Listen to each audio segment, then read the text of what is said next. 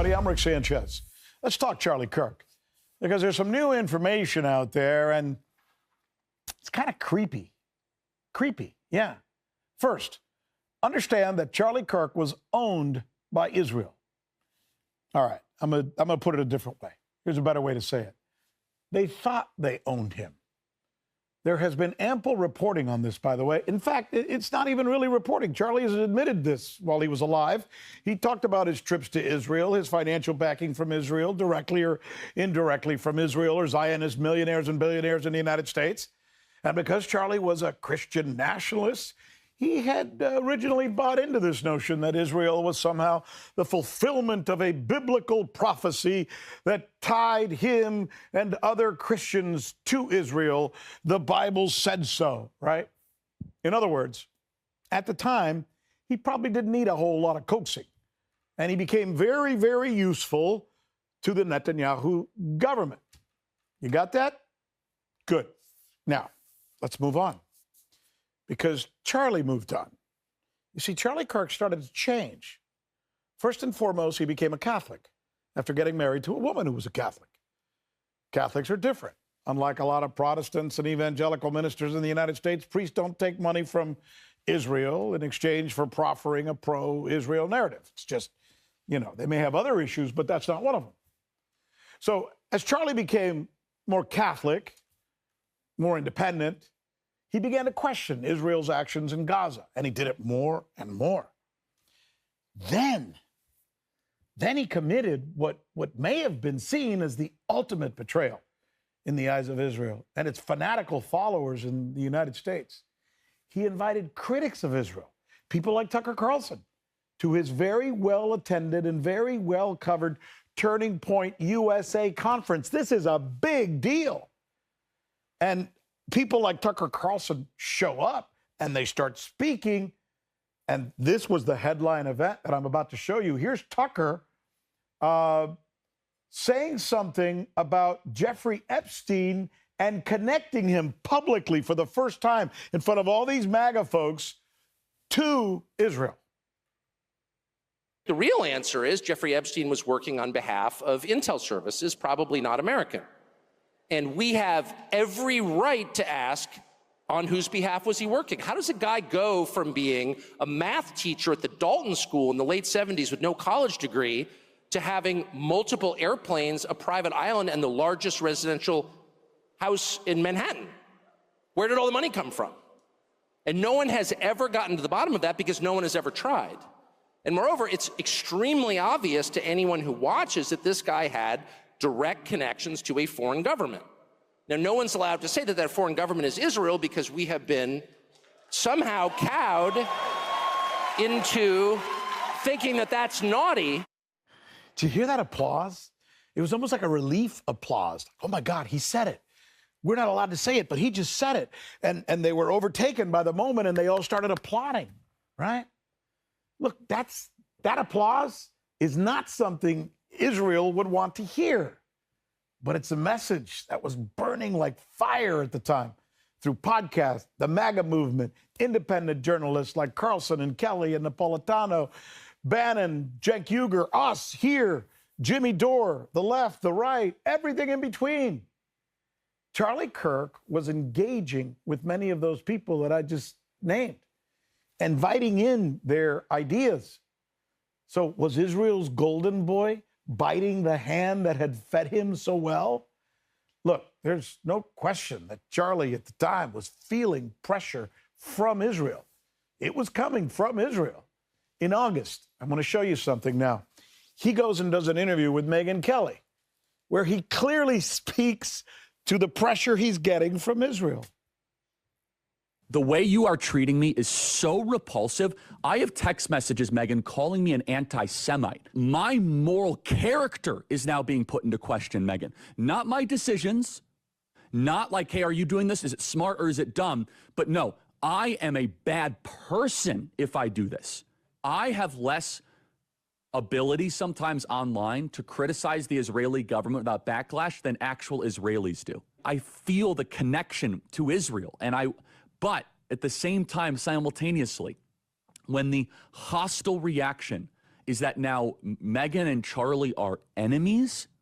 Right. Boy, I'll tell you, like you're not gonna, I wouldn't say lose, but you will weaken and just basically deflate two of your strongest advocates if that continues. So there it is. It was a schism, right? You see it developing, right? A fracture. Suddenly, Charlie Kirk has joined the billion or so other people all over the world, who are questioning what the hell Israel is doing in Gaza. So what, right? Like I said, people all over the world are taking on Israel. Why should it matter that he is taking on Israel? It does matter. You know why? Because Charlie was different. You see, Israel felt like he was beholden to them, or should have been.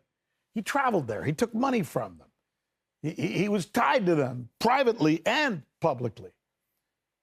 Should they stand by and allow their most important spokesperson in the MAGA movement ever to turn on them, or even just allow him to waver on these issues? Okay, here's the answer. Now, I didn't know this until this morning. According to investigative journalist Max Blumenthal, who's a damn good reporter, by the way, he's been on this show many times, apparently not. Apparently not. Israel was not willing to do that. Blumenthal is now reporting that about the same time or just before he did that interview that I just showed you, that Charlie did with Megyn Kelly, where he said that he was feeling a lot of pressure. He wasn't just feeling the pressure. He was actually getting the pressure. Blumenthal is reporting, right, that according to his sources, Charlie was called to a secret meeting in New York, a secret meeting in the Hamptons with Israel's man in America. That would be billionaire Bill Ackman, where he was, quote, given a bit of a beatdown. Listen. And these were people who had knowledge of a tumultuous, stormy meeting held in the Hamptons during the first week of August, convened, according to multiple sources, with knowledge of this meeting, intimate knowledge of this meeting, by the billionaire ultra-Zionist financier Bill Ackman, who was close to Netanyahu and his kind of network in the United States. Charlie Kirk was summoned along with an array of young, sort of vapid, very avaricious conservative influencers who seemed to be sort of in Israel's back pocket to set a very pro-Israel tone for this meeting. And Charlie Kirk was, according to one source, hammered by Ackman and others for allowing Israel critics, very prominent conservative voices like Megyn Kelly, Tucker Carlson, or the anti-Zionist Jewish comedian Dave Smith to appear at his events. They were mad because he allowed those people to appear at his events. Did you hear that? Secret meeting called in the Hamptons. Blumenthal is not saying that he knows or has proof or has any reporting on the fact that Israel was responsible for Charlie's assassination. That wouldn't be correct, nor would it be responsible to even intimate that at this point. But he does report, as do many others, that there are conclusions so far that have been reported regarding, I'm sure you've seen them yourself, I've been reading up on them, on Charlie's manner of death, that are very suspect. And there's no question it's too soon. A lot more still needs to be learned about what really happened here before we jump to any conclusions. Meanwhile, though, Mr. Ackman, for his part, is saying this about Kirk, as reported by a Zionist news outlet. Take a listen.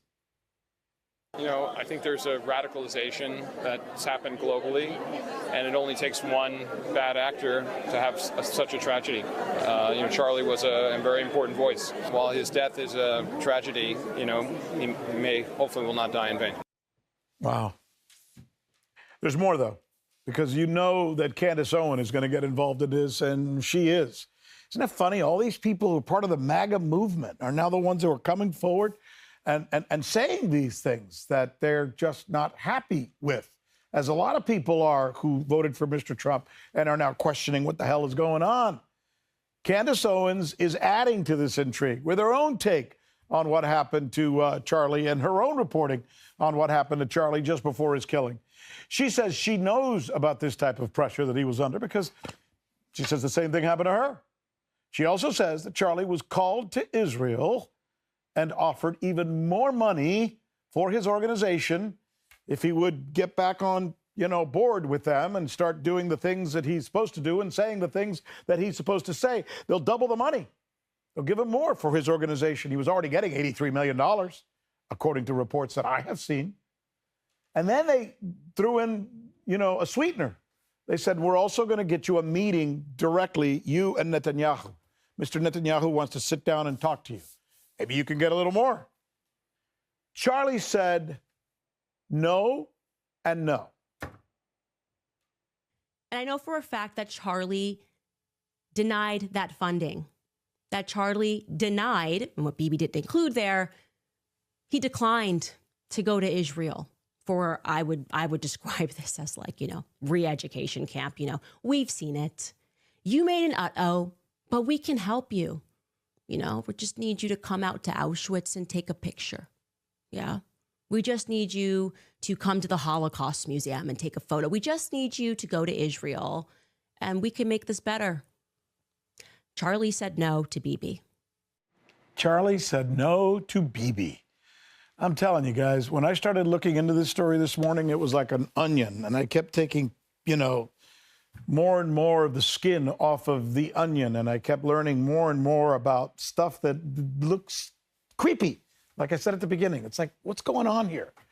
And there's more. It continues, at least on the anti-Israel sentiment, which is continuing to galvanize in the United States. And in some measure, the latest part of this story is being led, almost like right from the grave by Charlie himself. See, before Charlie died, if you're asking, well, how the hell's that going to happen, right? How can that be? So before he was killed, Charlie put out a tweet. In it, he criticizes this new law that Congress is trying to pass, which is crazy, crazy law. They're trying to pass a law to increase even more the penalties that already exist. If you're an American, living in America, an American citizen, and you dare criticize Israel, you could criticize the United States, you could criticize Russia, China, Cuba, Mexico, Canada, anybody. But if you dare, as an American, to criticize Israel or boycott Israel or assist in a boycott of Israel, you know what? You're going to be punished. And Charlie's response to this thing still lives. It's not one that Israel is going to want to hear or would have wanted to hear when he was still alive. But let me read it for you. Here it is. He says, tomorrow, the House will vote on H.R. 867, a bill that will criminalize private boycotts of Israel, fines of up to $1 million, and prison time of up to 20 years. He goes on to write, bills like this only create more anti-Semitism and play into growing narratives that Israel is running the United States government. He writes, in America, you are allowed to hold differing views. You are allowed to disagree and protest. And then he finishes with this, which is interesting. This bill should not pass, he wrote. Any Republican that votes for this bill will expose themselves. We will be watching very closely, he wrote. It's a heck of a thing, isn't it? And it kind of leaves one to wonder, I know it leaves me to wonder, was Bibi Netanyahu also watching this closely? I bet he was. I bet he was. After the break, we're going to be joined by Cynthia McKinney, none other than Cynthia McKinney. She is a legend, U.S. independent politician, former Democratic congresswoman, never afraid to say exactly what she thought. Got a lot of trouble for it, but that's what truth tellers have happened to them, right? She's on a trip to the Donbass. We're going to be talking to her about that, her thoughts, Ukrainian conflict, Charlie Kirk, Israel, Gaza, so much. This is going to be really good. Don't go away.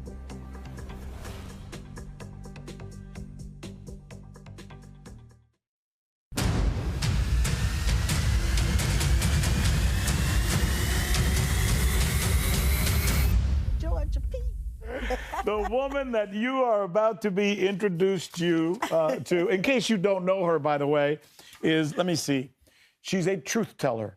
She is a rabble rouser. Never been afraid to say exactly what she thinks. Not afraid to get in trouble. She is a congresswoman from the great country of the United States of America. She happens to come from the state of Georgia, by the way, which is where my wife comes from, Moultrie, Georgia, down south, down there, as they say.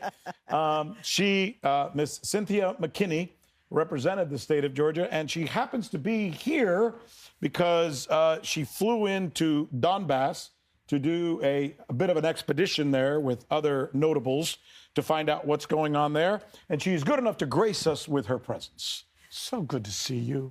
Well, it's great to see you. It's been too long. It's been a long time, but I love seeing you in this position in this studio. You're so kind to say that. Yes, so she and I, when I was working at both MSNBC and CNN, she was one of the top dogs in Congress. She got a lot of airtime because she was not afraid to say a lot of things. And here is what is so weird that I have to start by saying this. And we're going to get to Donbass, and we're going to get to Charlie Kirk, and we're going to get to Gaza, and we're going to get to all those things. All the things that she used to say, and she was heavily bombarded for and criticized for, are the things that are being said today by everybody, including the people who used to criticize her. Yes. Tucker Carlson, Megyn Yes. Kelly, all of those people on the right who used to call you a crazy communist lefty, this, That's that, or right. the other. That's They're right. the ones now doing documentaries on 9/11 was maybe caused by the government. Yes. They said you were crazy for saying that. Yes. Well, you know, all I did on September 11th, about September 11th, was I demanded an independent investigation. Yeah. And the president, who was Bush at the time, Vice President Cheney, it seemed like they were going all just out of their way to deny the people an investigation. So I ended up writing in the, surprise that they published it in the Washington Post, an op-ed saying, well, normally when you have this kind of an accident, you would have the NTSB, the National Transportation Safety Board, come in and do an impartial, nonpartisan, a real forensic investigation as to what happened so we could make sure that this kind of an accident didn't happen again. And that didn't happen either. Right. So then I said, okay, well, we've got to have an investigation. And all of a sudden, all of the walls closed in on me. And like you said, Tucker Carlson was saying nasty things about me. And all I wanted was an investigation. Yeah. Because clearly the official government line, which was, they hit us because we are free. They don't like our freedom. They don't like our freedom. Exactly. And that just didn't do it for me. But you weren't allowed to say that at the time. It's almost like they were mad at you because you were saying things that were unpopular. That's right. Even if they are true. They were mad at me. They were angry at me. And in fact, right after that, I lost my bid for re-election. And so then I came back after 2 years. I came back again, and I won. And then I did the whole all-day briefing by the Jersey Girls and all of the people who had been doing their own personal independent investigations about what happened on September 11th. Yeah. And it became a part of the congressional record. Listen, you were right about Gaza. You were right to criticize Israel. You were right about 9/11.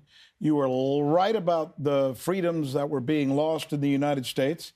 I could go down the list. I made a list as I was researching you today. Do you feel vindicated? The easy answer would be yes, I feel vindicated, but no, I don't feel vindicated. You know why? Why?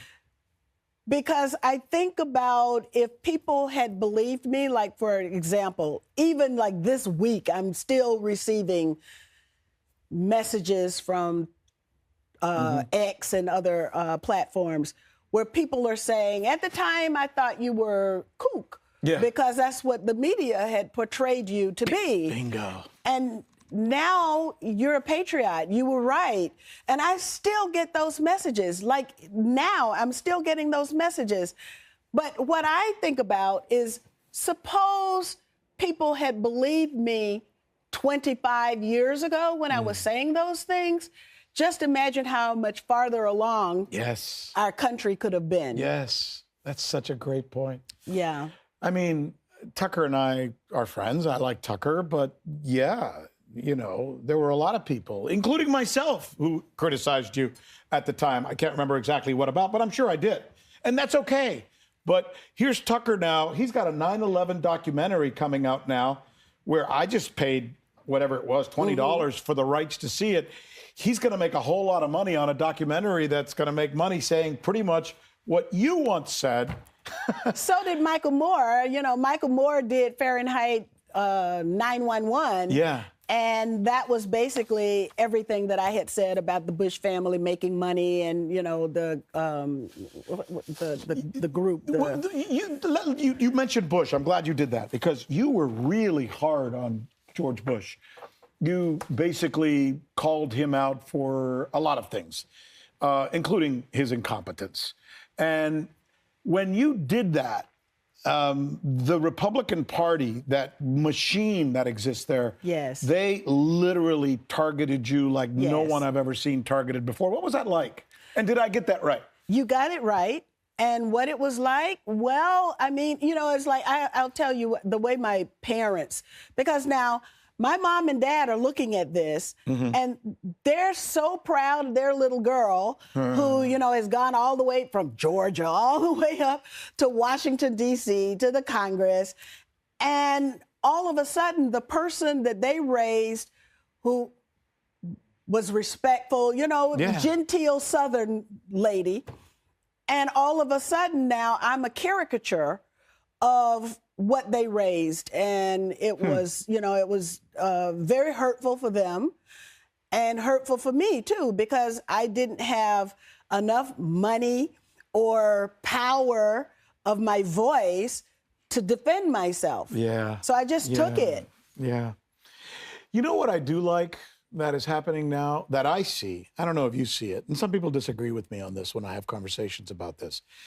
I'm starting to see that you are generally someone more on the liberal side. At least that's the way you kind of position yourself politically. Because in America, for those of you who don't understand America, you have to pick a side. You're not allowed to just be a person with lots of different variable opinions. You have to be a lefty or a righty, and you have to be a Republican or an avowed Democrat, which makes no damn sense. But whatever, it's the way it is. What I'm now realizing that's happened in our country is that there are people on the left who believe what people on the right used to believe, and there are people on the right who believe what people on the left used to believe. Yes. And this whole party crap is not as important anymore. It should not be, and it should never have been, because one of the very first lessons that I learned when I first went to Capitol Hill was that there was no difference. I saw the chairman of my committee walking out of a committee hearing where he had just vilified one of the witnesses, and they walked out arm in arm. And that let me know that it's all theater. Yeah. So then I began to understand how I needed to look at the events that were happening in Washington, D.C. Huh. Yes.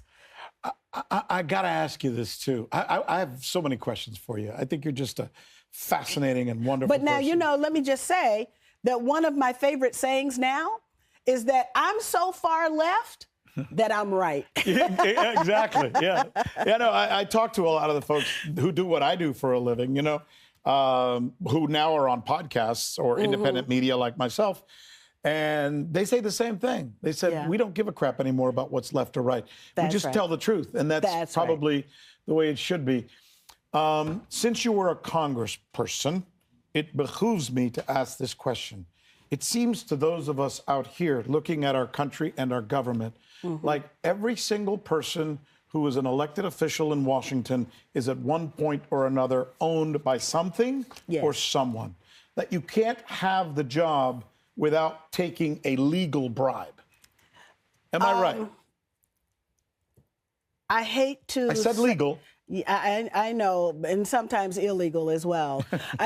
Because like for example, I had one guy come to me and say, this president likes you, and not a U.S. president, and we can set you up with him. I mean, there's all kinds of bribes that are available if you say yes. And probably the first yes is, hey, we're going to play cards in Las Vegas. You want to go with us? And I said no to all of it. Trips. And I thought, yes, all of it. And I thought that I was elected to go to work. But, the men down in the gym, the ladies in the salon. And so then who actually is running the government? It's the staff. And then those staffers can call yay or nay on any vote. Wow. I made it a practice that after I was embarrassed by one of my votes, I made it a practice that I would read every bill before I voted on it. And as a result of that, I became PNG, persona non grata.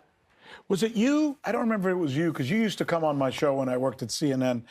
I don't know if it was you or some other congressperson that I had on who told me, and maybe you can at least verify this or not, he or she told me 90% of their time working as a congresswoman or man was spent on the phone talking to donors. Yes, that's right. And here's the thing. Really? 90%? Well, it probably now is 95%, because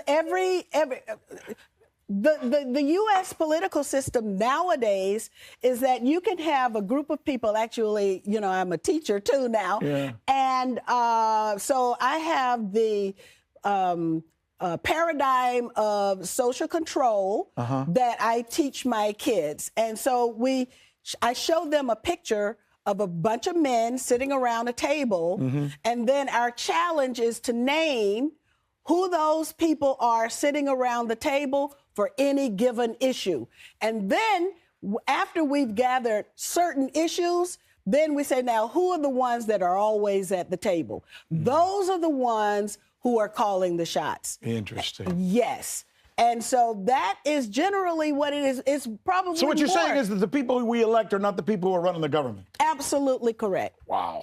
Absolutely correct. And they're always on the phone looking for money from people to give them Now, money. let me tell you, so say that hearing on Capitol Hill where the chairman and the witness who was supposed to be contentious but actually walked out arm in arm. Yeah. That's my first lesson on Capitol Hill.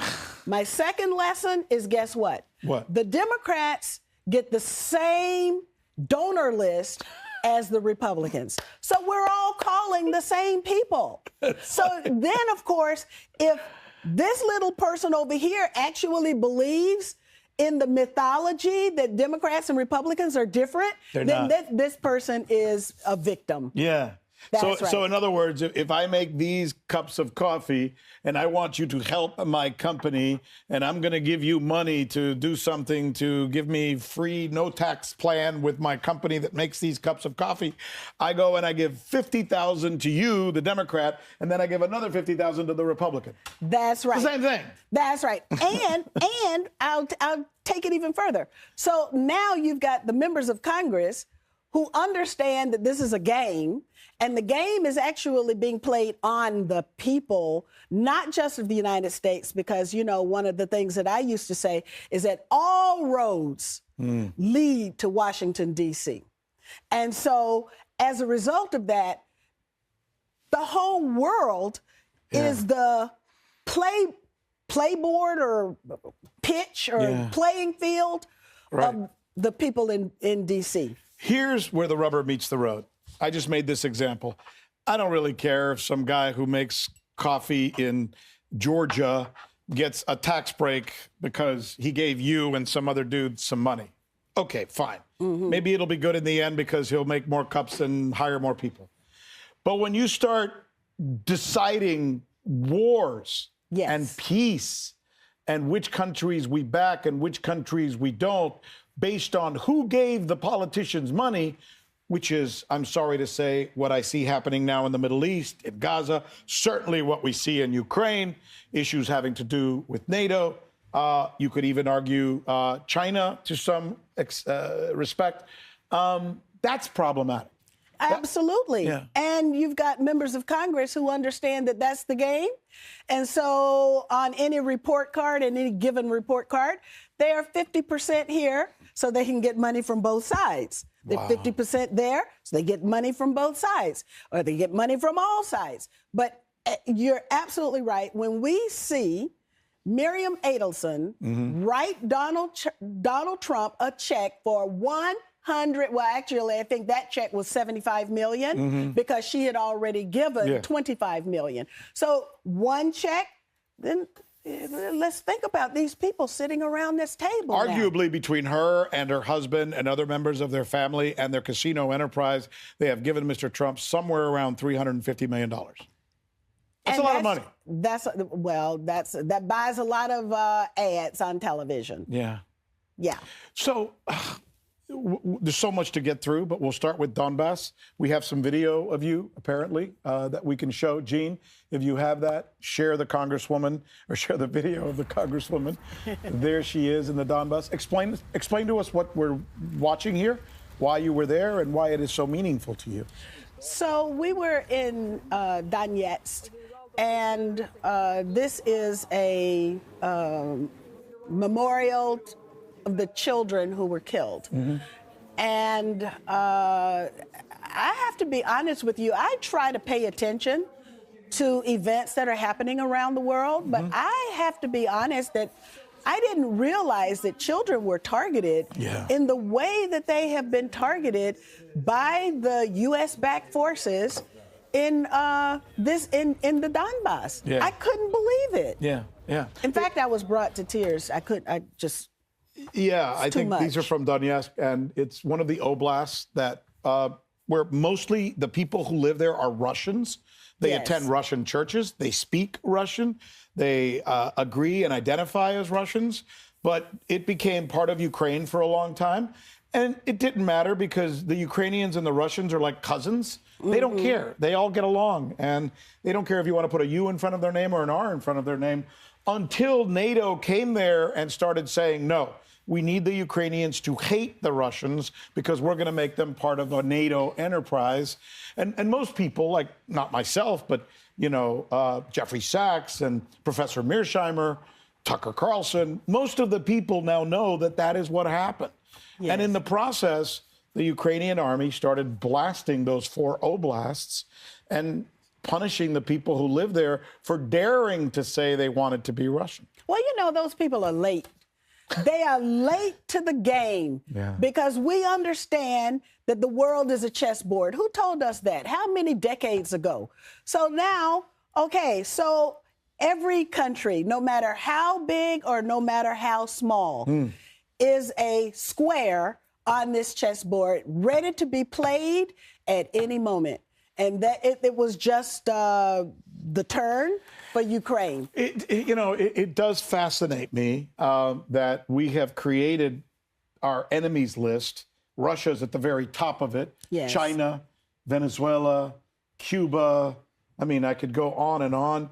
The Israelis made us believe that all Muslims were essentially very bad people and all should be suspected of being terrorists. It's such a shame, and I am guilty as a member of the media in the United States. I worked at Fox, I worked at CNN, I worked at NBC. As you know, you were on with me many times. And I bought into it and sold it as well. And I don't know where I got it. I guess it came down from Washington, the way the media in the United States is played.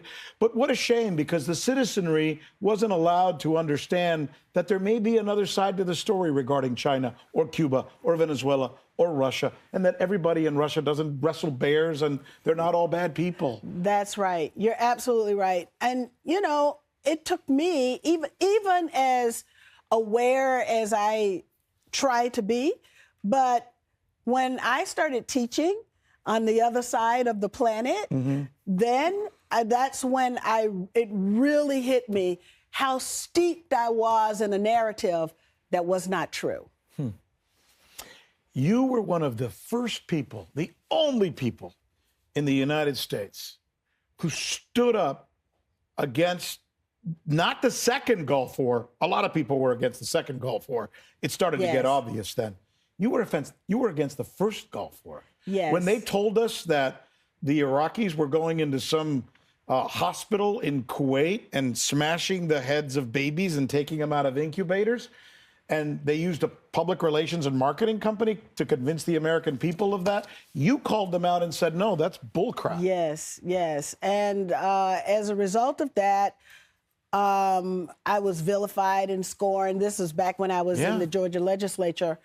And I stayed up all night that night because what I was looking at, actually, it looked beautiful. It looked like fireworks, but it was death. Yeah. And so I stayed up and I was writing.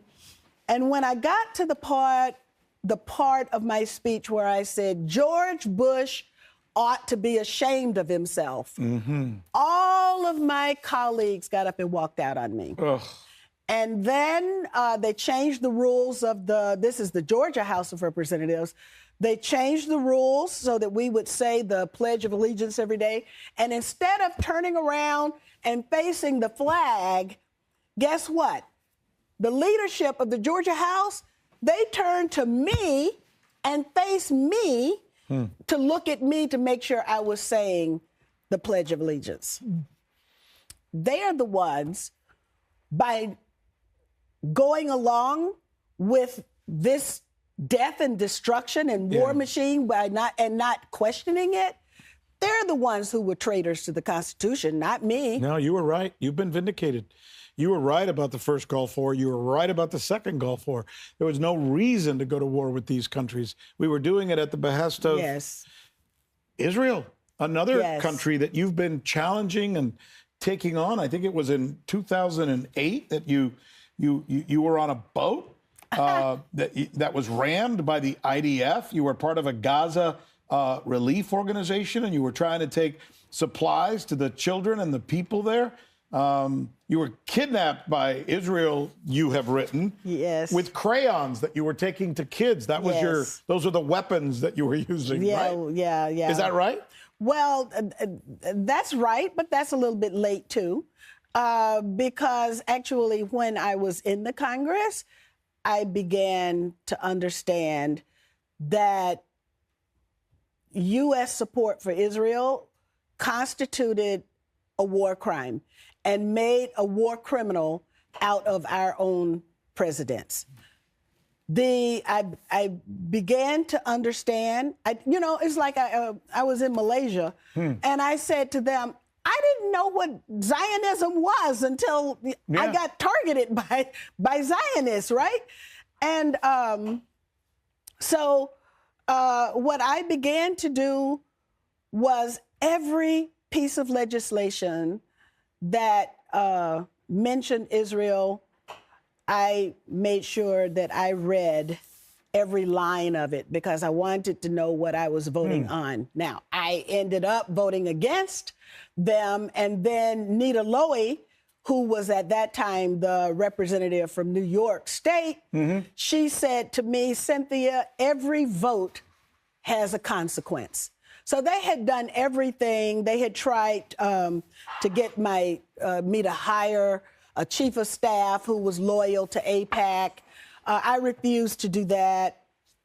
They had done everything to sort of penetrate my office and to understand just exactly what I was doing. Who's they? The pro-Israel people inside Washington.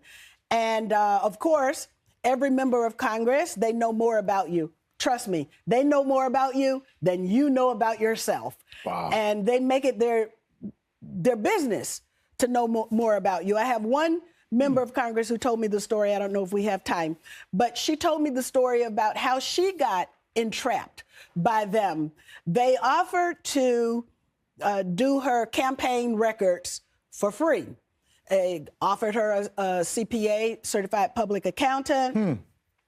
He did her campaign records, and then with no problem, And then he offered to do her personal income tax records. Uh-oh. And then she would call me Cindy, and she's still there, by the way. And she said, Cindy, I realized at that point that they knew everything about me. Yeah. So now she's trapped. And would use it. Yeah. That's right. Did you get, I'm wondering, because now this is so out in the open, everybody's angry about Israel's control of the United States.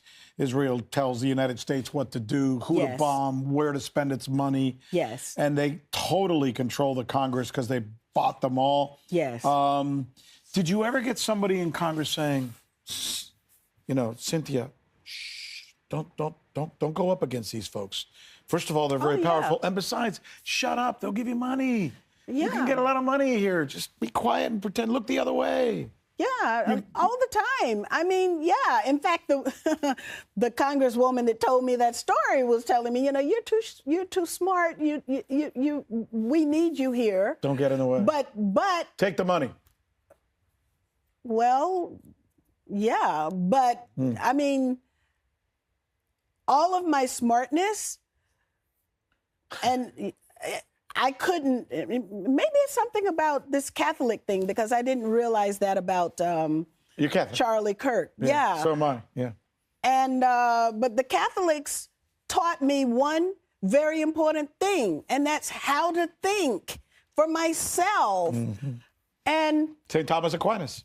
And Free they will. said, and they said, you know it better than me, and they said that if you have a talent, that it's like a sin to waste the talent.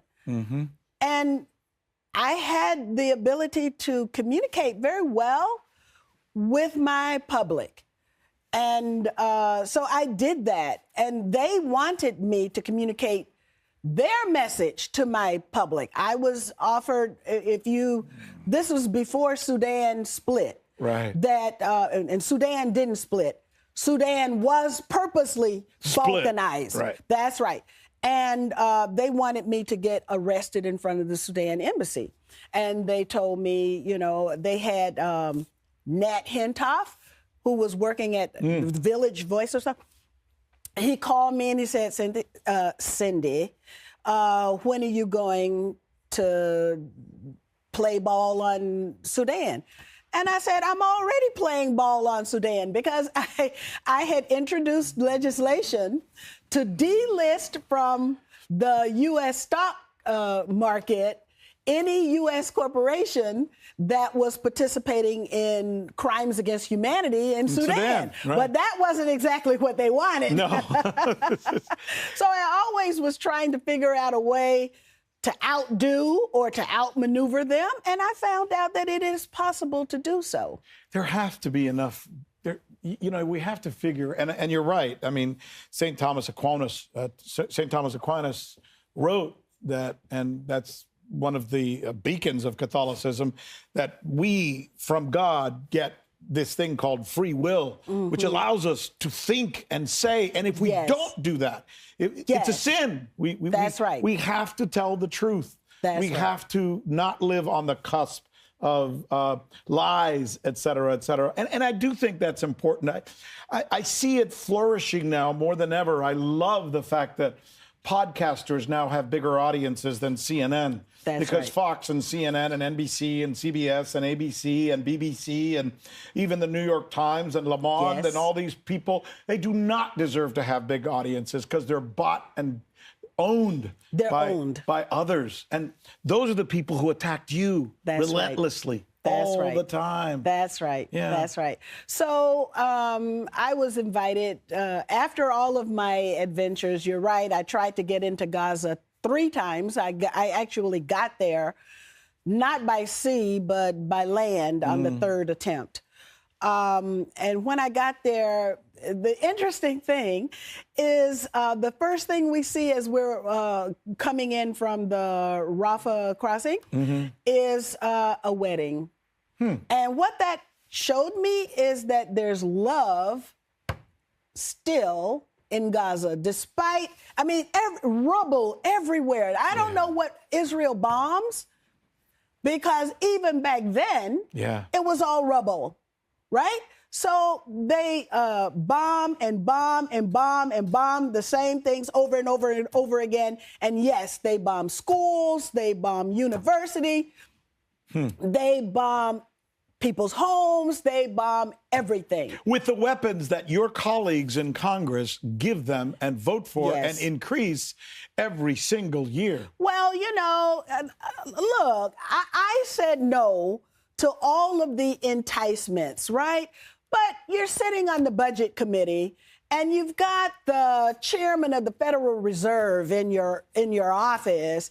And the chairman is telling you, okay, well, this stock is going to be really good. And so now you're going to give that up? Is that how McConnell, for example, has a job that pays $250,000, but he's worth $43 million? Is that how do you have a job that pays $150? How much were you paid back then? 100 and maybe 60 or 70. So most people are paid like somewhere between $150,000 and $200,000. Yeah. Senators are paid a little bit more, closer to $250,000. And yet within 10 years of having that job and keeping it, they're all worth $30 million, $40 million. Well, now, how does that happen? Well, now there's another phenomenon that I only recently learned about. Well, not recently, but after I left the Congress that I learned about.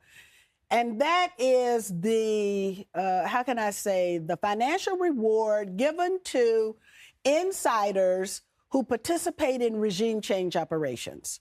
So, for example, we have the instance of Kosovo. And actually, there was a documentary made about how Madeleine Albright, I call Madeleine Albright out because she was wearing diamond earrings, right? And the person who escorted her, of course, I wasn't expected to talk about this, but the person who was her escort while she was Secretary of State is one of the diamond guys, or was one of the diamond guys. So I called her out on her diamond earrings because they're blood diamonds. Well, anyway, then I find out that it was people like her and Wesley Clark and all of these other people who were insiders on regime change, like, for example, in Kosovo, they're on the backside getting contracts. Yeah, with Raytheon and Aerodynamic and all the other Pratt & Whitney. So now, if we look at the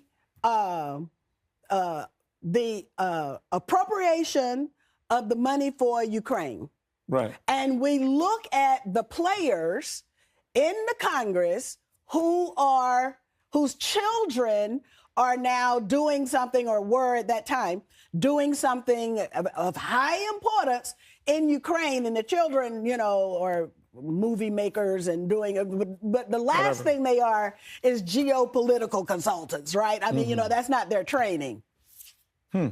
Well, this is another form of that same kind of corruption. So explain it to us better, if you could. I want to understand it. So you're a member of Congress, and because nobody else knows, but you know that you've just appropriated enough funds to be able to have U.S. weaponry sent to and used in a conflagration that's about to break out in Ukraine. You know that. Nobody else knows that.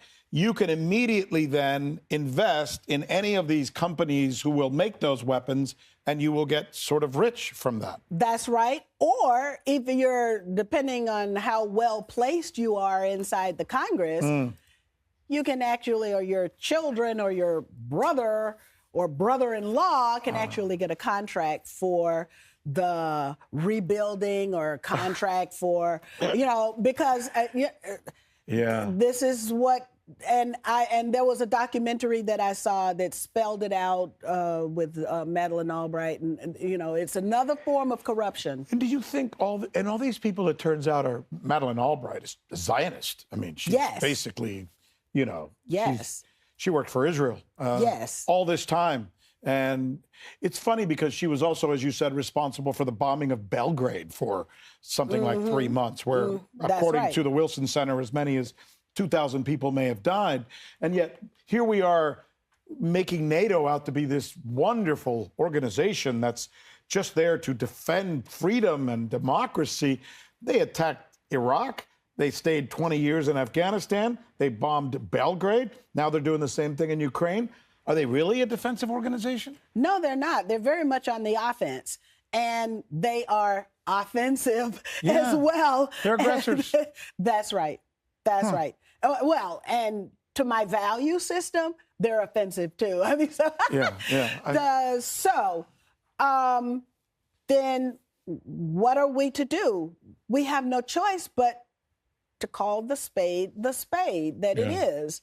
And that's what I've done. And, you know, there's something you just have to suck it up and say, okay, I'm going to get call names. People are going to hate me for a while, but I hope that eventually what they'll see is that I was telling the truth. And now, 25 years later, I've got people who are writing to me and they're saying just that. Have you had anyone reach out to you? Some of these people I know and respect, you know, on the right, who are now saying what you said. And I would almost think, not to tell them what they need to do, but might not be a bad idea to apologize. Well, it would be a nice thing to have someone apologize, you know, but I don't see it coming, and it hasn't happened as of yet. And in fact, those names whom you have called have not even spoken my name. So I'm the one who has to be ignored. In fact, you know, I was there the whole time when Kurt Weldon was doing what he was doing, and then after the way he was treated as well. He's another member of Congress who's been mistreated. But there's a good one left, Massey, Tom Massey. Oh, Thomas Massey is my guy. Yeah. I mean, you know. He's my hero. Yes, absolutely, because he's saying, now, when people come into his office and try to bribe him or try and tell him what to do, whether it's Israel or some weapons manufacturer, he tells them to go to hell. Yeah, and that's very good. There's a couple, right? Like, well, there's not. I mean, I wish we I could. think there's Thomas Massey. So there's one. Yes, but you know what? Here's the thing. As I was just saying not very long ago, is if we wanted to see transformational change within the structure or the institution of the U.S. Congress, you know how many people I estimate that it would take in order to do that? 5. Really? We don't need 218 in the House. No, we don't. We need 4 members of the U.S. House. Right. And we need 1 senator who is willing to use the powers of the position. So now, you combine the power of the position with the power of principle and conscience. And I believe that with only 5 members, that we could transform it, particularly now at this time when there's an awakening. Because everything that I've said, I mean, I haven't said anything that wasn't true. The things that I was saying back then are things that are wearing well now, 25 years later. But there are forces right now inside the United States, my country, your country, that we love and respect for its people, its principles, and its Constitution, that are working to make sure that those 5 people do not exist and cannot do that. And once they raise their head and they discover them, they will take them out. And you know that. Well, that's that. I don't mean they're going to assassinate them. I mean they will take them out politically. They will run someone against them. They will run stories about them. They will pour money into their campaigns, and they'll have 1 term. Because that's the way it happens. Am I wrong?